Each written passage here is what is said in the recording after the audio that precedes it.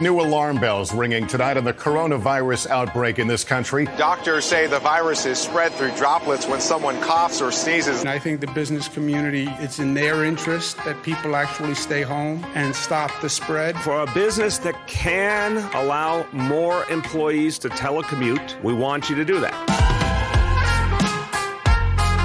Hi, friends. I'm Andy Powell, host of the Sales Enablement Podcast, and I want to encourage you to listen to my brand new special 6-part podcast miniseries titled Selling with Purpose.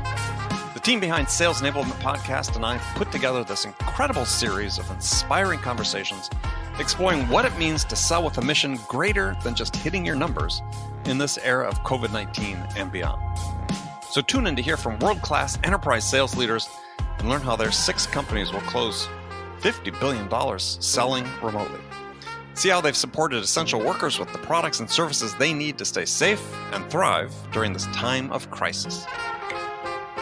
Subscribe to Selling with a Purpose now on Apple Podcasts, Spotify, Stitcher, or wherever you listen to podcasts.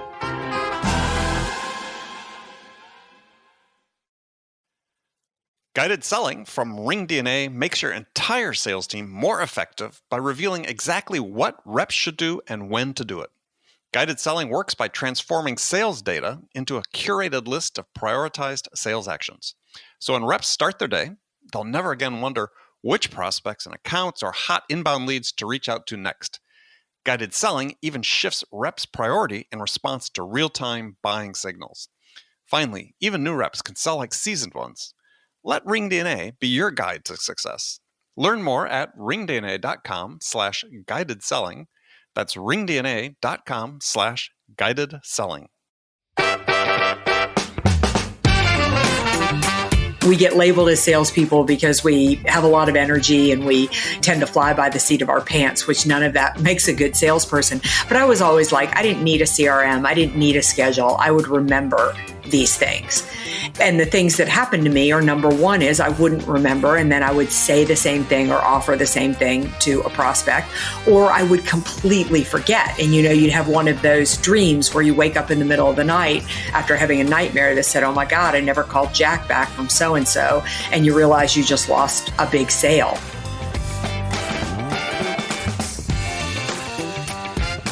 Hi, friends. Welcome to the Sales Enablement Podcast. I'm your host, Andy Powell. That was Meridith Elliot Powell. She's the author of several books, including Who Comes Next? Leadership Succession Planning Made Easy. And today she's joining me on Sales Enablement, episode 788, to talk about sales follow-up. In other words, how to follow up to ensure that you are in front of the right buyers at the right time. So today, Meridith is going to share with us what sellers are currently missing in their follow-up, and we're going to examine Meridith's 5 strategies for a structured follow-up process. And after that, we'll dig into Meridith's 4 strategies for the art of the follow-up.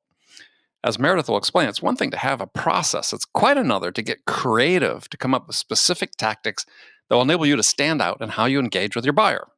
So we'll get into all of that and much, much more. But before we get to Meridith, I want to let you know that the whole team of people who work to produce this show are incredibly grateful for all of you who support us by listening to the podcast, telling your friends, sharing it on social media, and most importantly, subscribing to the show and giving us your feedback in the form of a rating and a review.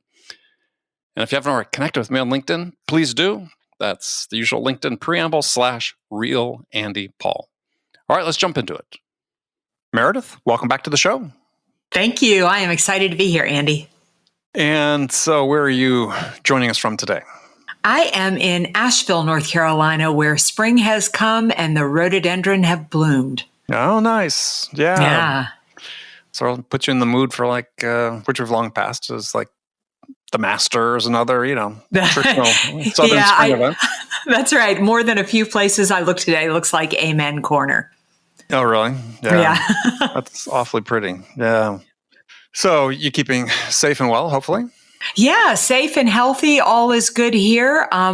Just thinking about how busy I am for somebody who never seems to leave the house. Yeah, well, I think that seems to be sort of a common theme. Yeah, I mean, who would it? My life is kind of confined to a 2-mile radius. On occasion, I go to the store, I go out for a hike or a bike ride or something every day, but I don't go very far. And now I'm trying to figure out how I ever had the time to possibly meet somebody at Starbucks. Well, so what's filling up the time? What's different? Yeah. So I think what's filling up the time is one, it really started with me just trying to figure out how to do business from home. I mean, I am probably a little luckier than most, in the sense that, people like you and I have worked out of our houses for years, but I'm used to being on an airplane and on a stage. So now it became like, how do I work full time, and what do I do for work? So it took me about a month to figure that out. And then after focusing on that, now the pipeline has started to turn back on and the work has started to come, and I find myself pretty busy serving clients. And what do they want now that they didn't want before? Well, what they need now is really a lot of help navigating how to make it in today's marketplace. I've got clients that are doing incredibly well, but it's almost overwhelmed. It's too much business, and how do they navigate their way through that? Then I've got other clients that we're working with that they've got to totally redesign their business model. I mean, they may have been serving industries that aren't doing well, or they focus too much on foot traffic, and we've got to reinvent and transform what they do. So I'm really excited about the work that I'm doing now. Basically my tag for the last couple of years has been turning uncertainty to competitive advantage. Now, I never saw a pandemic come, but for the last couple of started this. Yeah. But for the last couple of years, I've been researching and studying organizations that have come through things like economic depression, world wars, even pandemics, and what they have done differently. So in a unique position to really help my clients navigate the changes they're going through right now. So, based on your study, what did they do differently? Yeah, it is so fascinating and interesting. Number one is they really conditioned themselves for change. And what I mean by that is that when you think about the fact that we are living in an environment that is changing rapidly. And typically, as human beings, we wait for change to come and then we adapt to it. And we think we're pretty stellar if we adapt to it. We think we're ahead of the curve if we adapt to the change. But what these organizations have done is really condition themselves for change, talking about the things that are happening in society, the economy, politics, customers, their industry, continually and consistently inside their businesses, so they actually see the change coming. And I'll just, I'll give you just a really, quick example. I mean, Brooks Brothers is a great example of a business that I studied, and Brooks Brothers, is famous for making men's suits, and that's how they started, and that's what they did. But as the Civil War broke out, they were the first ones to jump to the plate and start making union uniforms. They saw that the shift was coming. No men are going to be wearing suits; they're going to be wearing uniforms. And then as soon as the war started to wind down, they switched again to make an inexpensive suit, getting ready for the next wave that was coming. So it's about talking about the changes are coming, because that's where the power is. Right? I mean, you see the opportunity before everybody else sees the opportunity, and you're committed to who you are as a business, but not committed to what you offer and how you offer it. So along that line is, what questions should companies be asking and talking about internally right now? Yeah, one of the biggest is I really tell my clients, I want to see you at least every 30 days. If you're a small business operator, get together with 2 or 3 of your peers. If you have a team, gather up your team. And I want you just to go through a little brainstorming session that I call a skeptic. What's happening in society, what's happening with competition, what's happening in the economy, what's happening in politics, what's happening in technology, industry, and with your customers. And as you brainstorm those things out, then just ask yourself, what, if anything, do we need to pay attention to? And what, if anything, do we need to change? Is there opportunity or a threat? The thing about change is, if you see it coming, it's your greatest opportunity. If you wait for it to hit you, it can be the thing that'll take your business under. So why do you call it the skeptic? Because pretty much if you change the first C to a K, it spells skeptic, and it made a nice little acronym, which I thought was maybe a little bit easier to remember people. In all honesty, Andy, what I want people to do is just get their head out of their business, at least on a monthly basis. One thing that is so unique about the time that we're living in is the majority of things that can impact your success are outside of your organization. And if you pay attention to those things, then you're one step ahead of the changes that are coming. Yeah, well, that's funny. I tend to think most of those factors are almost always outside your company, but your point is still relevant even then, right? Yes. There's very little there are a certain number of things you can control, but yeah, how it's received, you don't have much control over. Yeah, absolutely. So one of the things we want to talk about today was getting into the sales field. You've been talking and writing a lot about follow-up in sales, and I was just wondering why this has become such. And first of all, define what you mean by follow-up, because there's several different nuanced definitions, but and also why it's become a top issue for you. Yeah, it's kind of a follow-up, sort of like the word sales, right? It has so many different meanings and so many different connotations. Follow-up for me is really, how do you stay connected to a prospect and add value in a way so that when the prospect is ready to buy, you're the first person they think of and the first person that they turn to.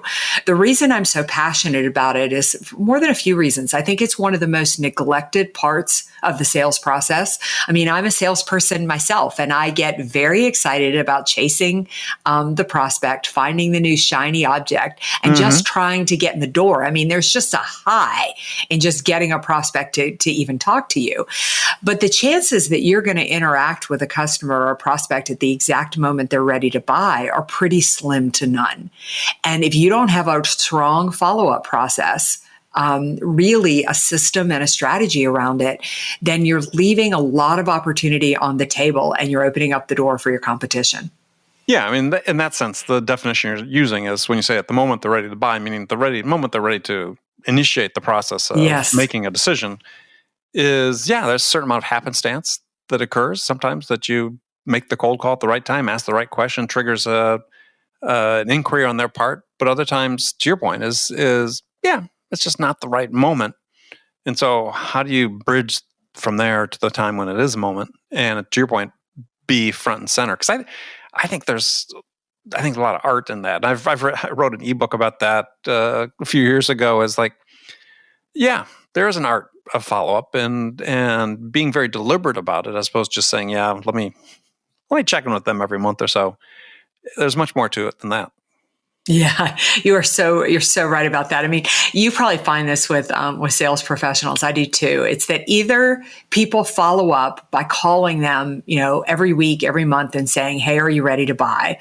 or they don't follow up at all. And there's very little in between that. And I agree with you 100%. It's follow up is science in the sense that you have to have a system and a strategy just to keep yourself accountable to do it. But most of it is art. I mean, you have to feel your way through it. I may have 3 people in the same industry, in the same size company, and my product fills and takes care of their same need, but their buying cycle and process may be different.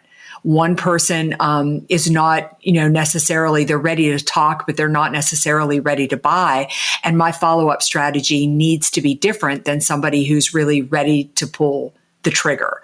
So I think the art of it really comes in what we as salespeople really do best. I mean, it's why I think salespeople are so vital today, because you can systematize a lot, but at the end of the day, buying's emotional. It's how we make people feel and how much prospects think they need us to get to their goals.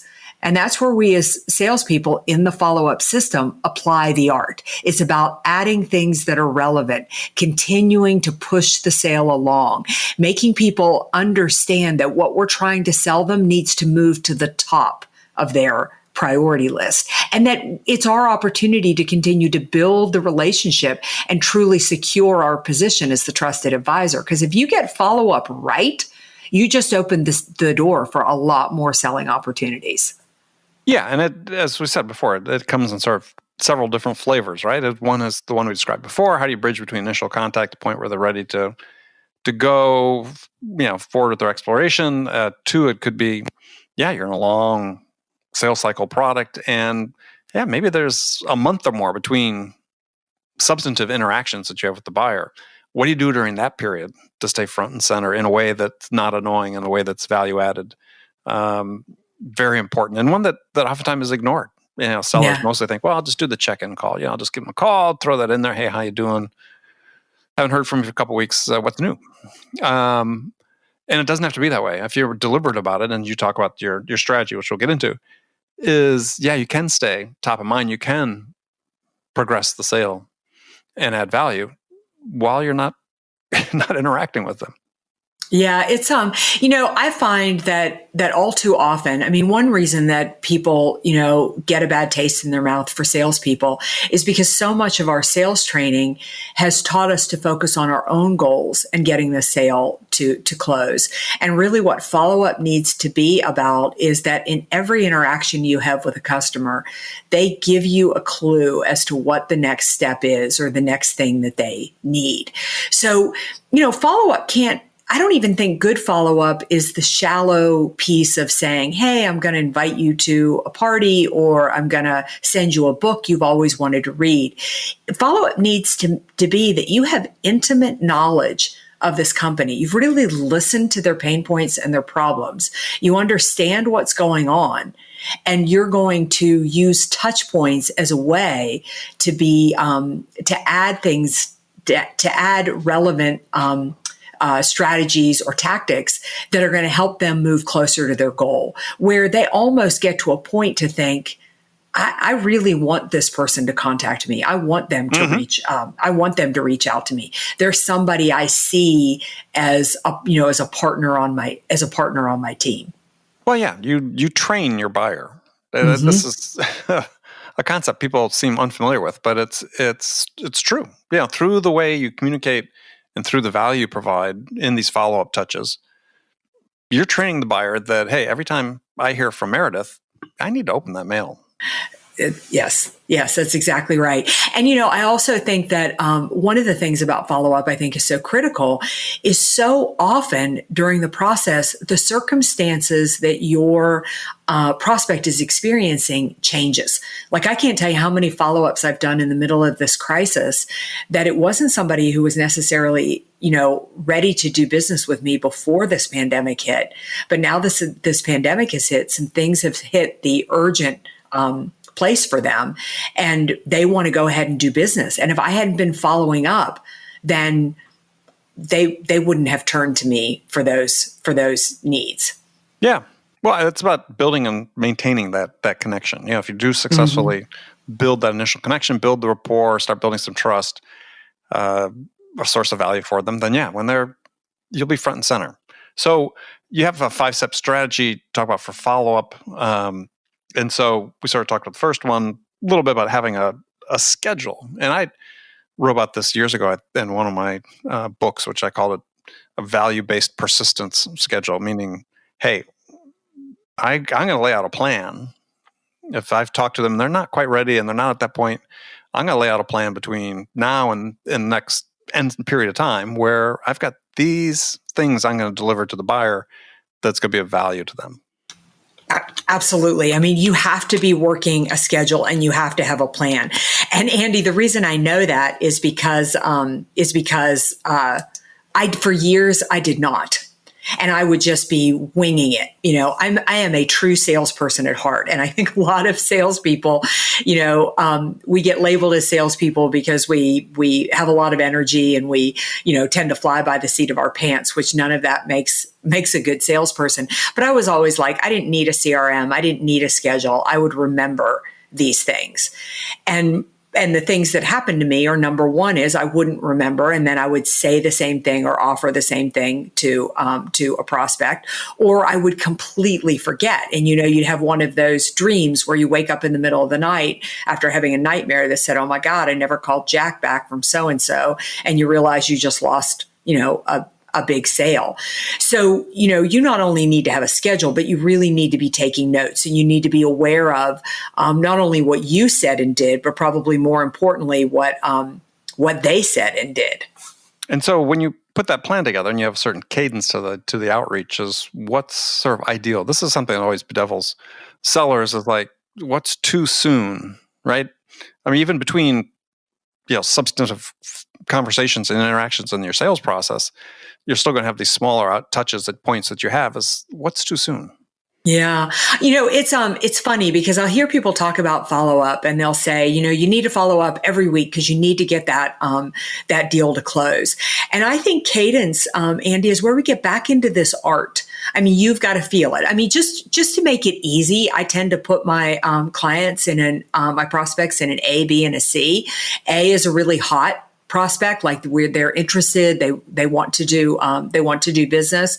A B is they've showed interest, they're just not ready right now. And a C is either I'm not necessarily getting a response, or they've kind of put me off for right now. And I tend to go with my hots. At least, if they're not immediately ready to close, I'll do it once a month. My Bs I'll do every other or once a quarter, and my Cs I'll do twice a year. But that's just my guide.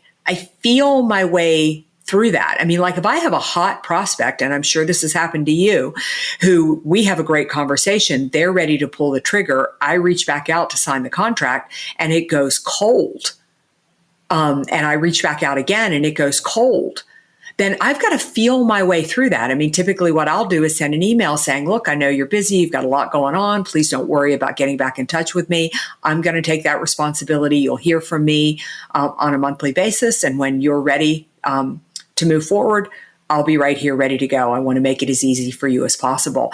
So a system or a cadence would be easy if customers all acted the same, but they don't, right? So we've got to be feeling our way through that. And I think a salesperson's intuition is a pretty good indicator of what to do. No matter where your sales team is working from, RingDNA can enable them to be more productive and effective. RingDNA offers a complete platform for remote sales teams that gives reps the tools they need to connect with more prospects and create more opportunities and drive more revenue no matter where they're working from. And managers can get real-time insight they need to coach reps to success. Win more deals from anywhere on the planet with RingDNA. Learn more about how RingDNA helps remote teams at ringdna.com/remote work. That's ringdna.com/remote work. New alarm bells ringing tonight on the coronavirus outbreak in this country. Doctors say the virus is spread through droplets when someone coughs or sneezes. And I think the business community, it's in their interest that people actually stay home and stop the spread. For a business that can allow more employees to telecommute, we want you to do that. Hi, friends. I'm Andy Powell, host of the Sales Enablement Podcast, and I want to encourage you to listen to my brand new special 6-part podcast miniseries titled Selling with Purpose. The team behind Sales Enablement Podcast and I put together this incredible series of inspiring conversations exploring what it means to sell with a mission greater than just hitting your numbers in this era of COVID-19 and beyond. So tune in to hear from world-class enterprise sales leaders and learn how their 6 companies will close $50 billion selling remotely. See how they've supported essential workers with the products and services they need to stay safe and thrive during this time of crisis. Subscribe to Selling with a Purpose now on Apple Podcasts, Spotify, Stitcher, or wherever you listen to podcasts.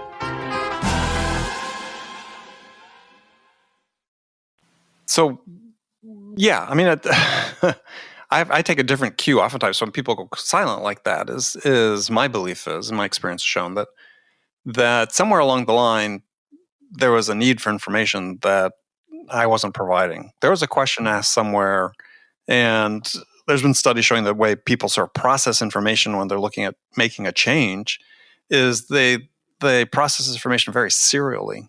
And if there's a question at one point in the process and you haven't provided the answer, let's say, that they needed or information they needed, they stop. Yeah. And they may not even be aware consciously somewhat of what that's happening, but yeah, there's a need for information. Somewhere you have to go back through and really say, Yeah, what am I missing here? What was the question asked at some point that I missed? You just so beautifully moved into the third strategy, which is track and measure. That's the reason, right? I mean, the reason you want to track what you're doing and measure what you're doing in terms of calls and look at those conversations is for exactly what you just said. Sometimes things aren't going according to plan and something got missed. And I always tell sales professionals, you are your best sales coach. There's not a better sales coach for you out there than you. If you'll track and measure your own behavior and take a little bit of time to reflect, you can really learn what you've done well, where you're missing something, and where your challenges lie, and you can learn to correct from your own behavior. So it's really important. Again, it's a reason that I love Followup, because it isn't just a science; it's really an art, and it's about you learning and discovering and getting better at it. But you can't do that if you don't apply some of the systems and science behind it. The stuff that I personally, as a sales professional, never liked until I figured out the value of it was things like putting the system in place, was the tracking and measuring. But I had a great sales coach years ago who told me that when you track and measure, you learn the story of your sales process and the story of who you are as a salesperson. Right. And the better you understand your story, the more effective you will be. Yeah, no, I agree. I mean, but people can still use third-party coaches to help them, I think. But Yes. but yeah, it's understanding what works for you and what doesn't, and being very familiar with your own ratios, your own metrics, and so on is very important. And I think to the point about you're making there too about the effectiveness of what you're doing is and the art is that sales is just a collection of moments, and we tend to think that the most important moments are these significant meetings we have, discovery, qualification, presentation, a demo, whatever. And I don't think that's necessarily the case. I think that oftentimes it's the smaller moments where you're having these conversations that are not as not as big as you might put them in your stage, and it has a stage in your sales process. Where you have these more informal conversations where you learn more, and where the customer perhaps drives more value that helps them make a choice about, hey, are you something I go with or not? And the relationship gets built and the trust gets built. And so these small moments that I consider sort of the follow-up, as we're talking about here in the context of small moments, I think those are hugely valuable. I would really agree. I mean, I think a really great sale is a series of small moments. I mean, we talked at the beginning about the fact that, sometimes you get lucky and you interact with somebody at the exact moment they're ready to buy. For me, those have never been the great sales. They've never been the long relationships. For me, it's always been the ones where it has been that series of small pieces where they've taken time to get to know me. I've taken the time to get to know their business. And it's not something that has necessarily come on my very first try. But once it's sold, it became really a lifelong relationship.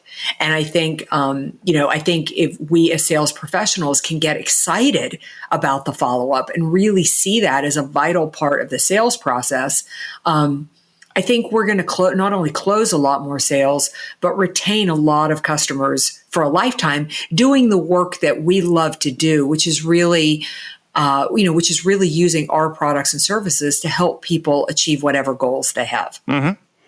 Yeah, I think for people to sort of visualize this is that if we're drawing a sort of a graph on XY axis, and you have peaks, let's say 4 peaks, which could be signify 4 significant interactions, part of your sales process that are mapped out.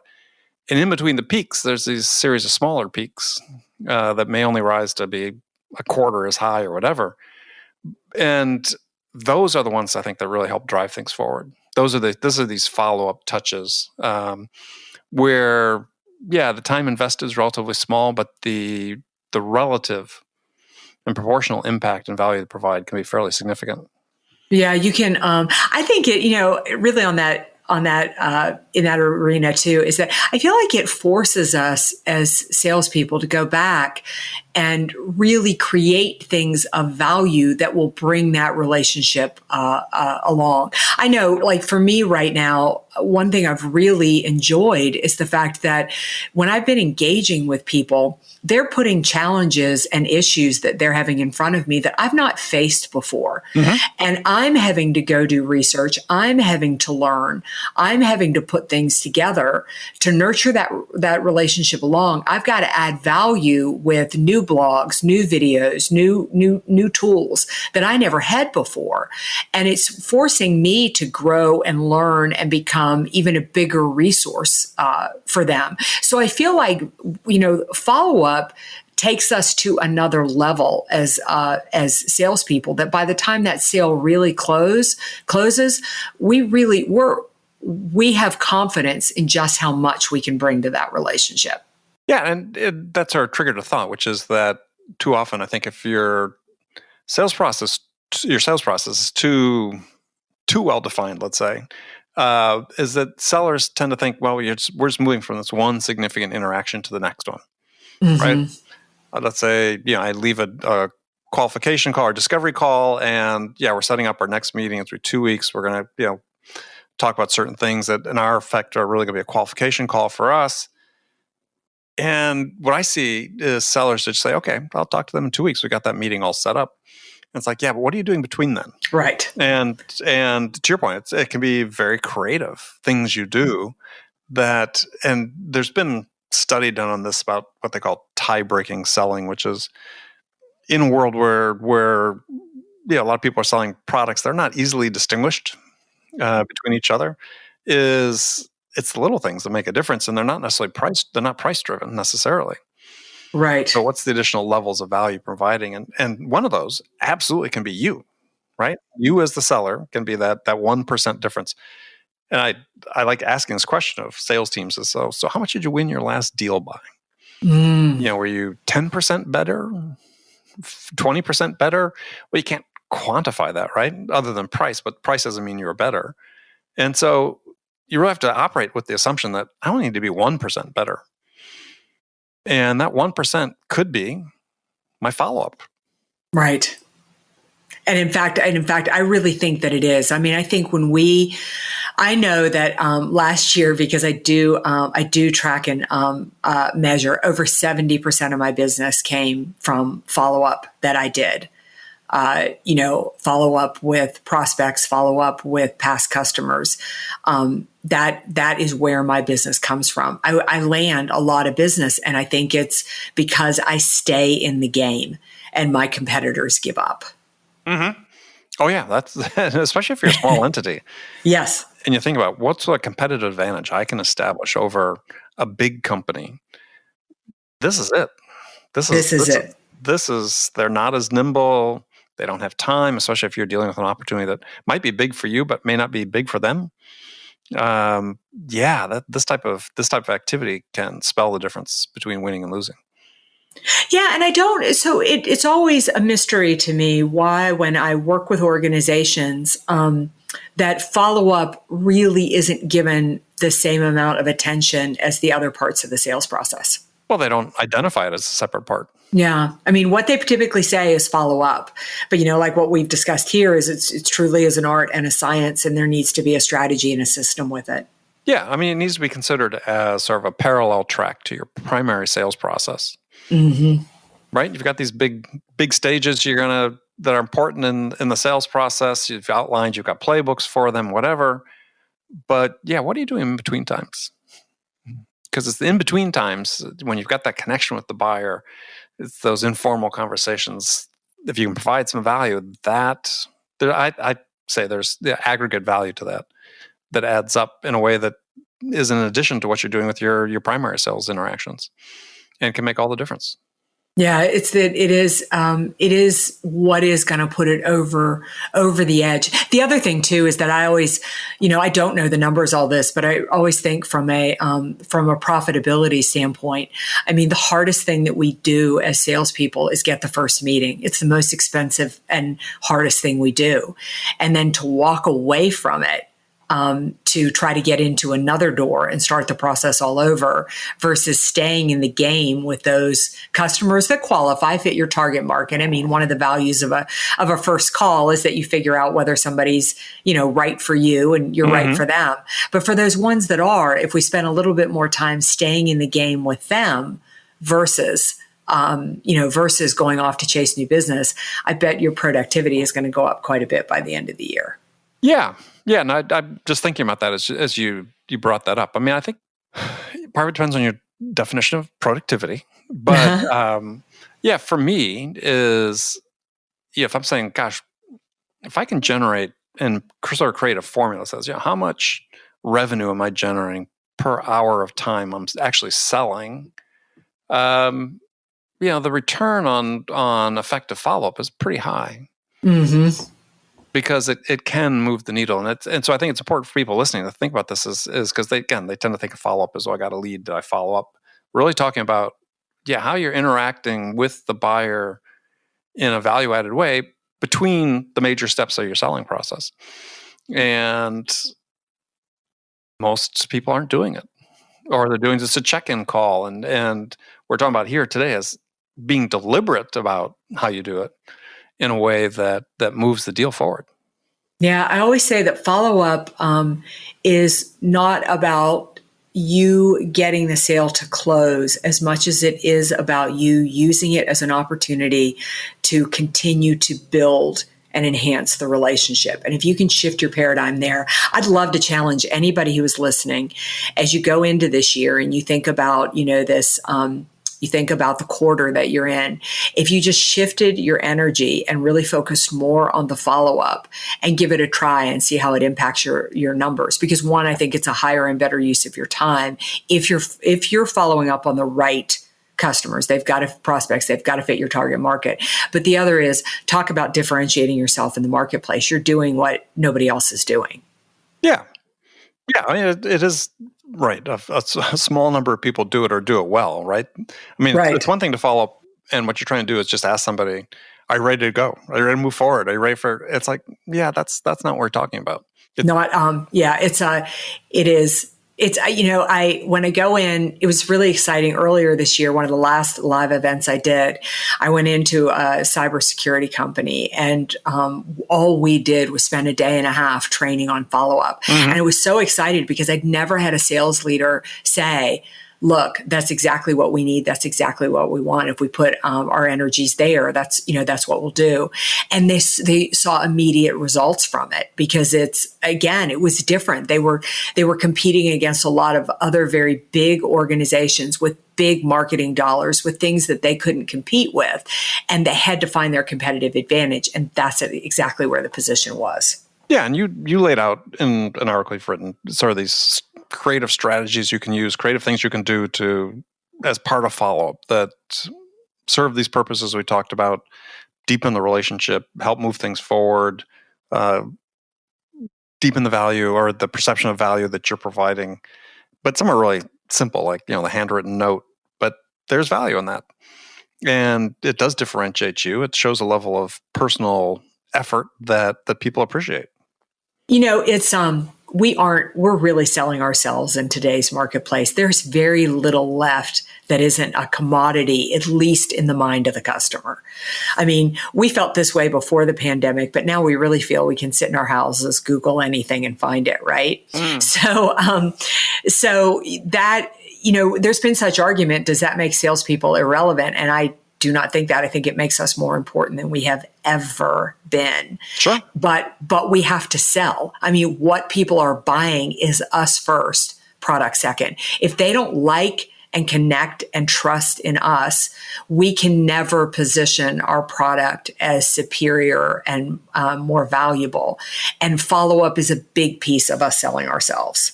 Yeah. Well, it contributes to the perception the customer forms of us, right?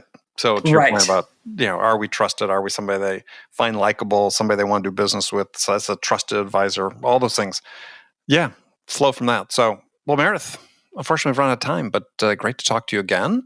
So how can people connect with you or find out more about what you do? Well, Andy, I always love talking with you. It's such a great conversation about sales. But people can find me at my website, which is valuespeaker.com, just the words value and speaker.com. I am on all the social networking sites, tend to live a little bit more on LinkedIn and YouTube. And I'm a big believer that if you build your network, it will change your life. And so if you reach out, I will reach out to you. Excellent. All right. Well, Meridith, stay safe. Thank you. All right. I'll talk to you again soon. Okay, friends, that's it for this episode. First of all, I want to thank you for taking the time to listen. I'm so grateful for your support of this show. And I want to thank Meridith for sharing her valuable insights with us today. If you enjoyed this episode, please subscribe to this podcast, Sales Enablement with Andy Paul, on iTunes, Spotify, or wherever you listen to this podcast. And if you could also leave us a rating or review and let us know how we're doing, we'd really appreciate it. You can do all that on your phone in less than a minute as soon as this podcast is over. So thanks for your help, and thank you so much for joining us today. Until next time, I'm your host, Andy Paul. Good selling, everyone.